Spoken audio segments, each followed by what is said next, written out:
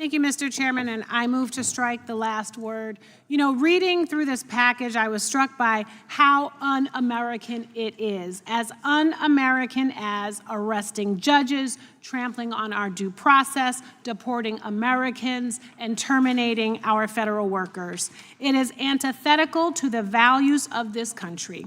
We are essentially voting on a package that supports selling off citizenship to sometimes the least worthy while deporting babies with cancer, on top of cutting Medicaid, cutting Medicare, cutting Social Security, cutting access to baby formula, cutting food assistance for kids. And then there is this fertilizer bill, which I like to say, which will also support terminating federal workers, which includes Capitol Police. I can't tell you how many Capitol Police have come up to me and asked me how their job is at stake and what's going to happen to them. And I say, well, don't go ask a Republican, because they are throwing you to the wolves.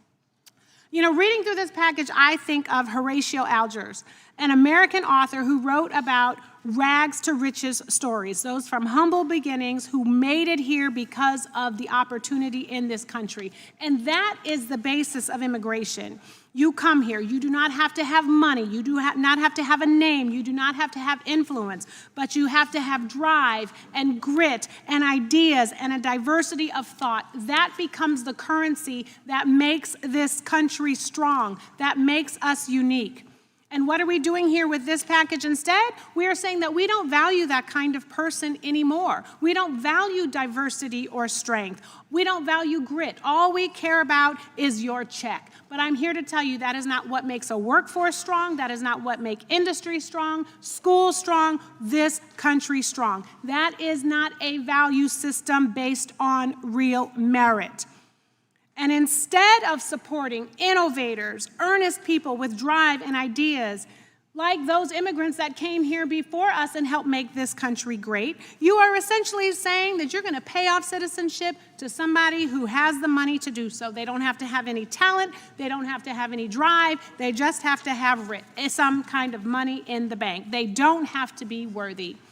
And to add some more duplicity to this fertilizer that we're going to be voting on today, Republicans talk so much about regulation, too much regulation. We need to deregulate the economy, the environment, our financial services, because so much regulation means less progress, less creativity, according to Republicans. But this here bill is about hyper-regulation, over-regulation. You're over-regulating how many people come here, who comes here, what they have to look like, how you kick them out, and not just undocumented folks, but Americans.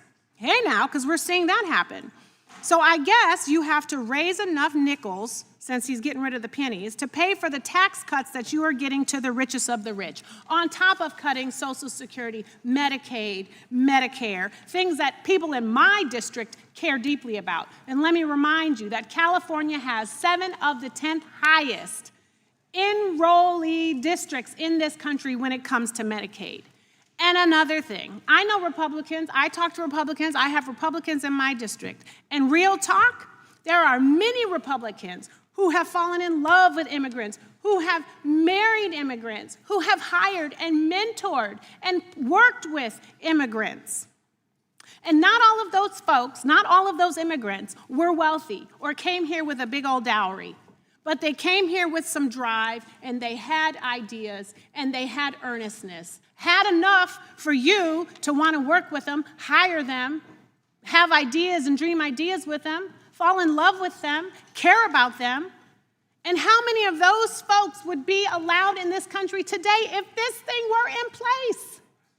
So let's just have some real talk when we are talking about voting on something that is un-American and antithetical to all of the values that we uphold, values that you would be upholding if the president were a Democrat instead of the one we have in office right now. So for these reasons and so many others, I will be opposing this bill. I yield back. Gentleman yields back.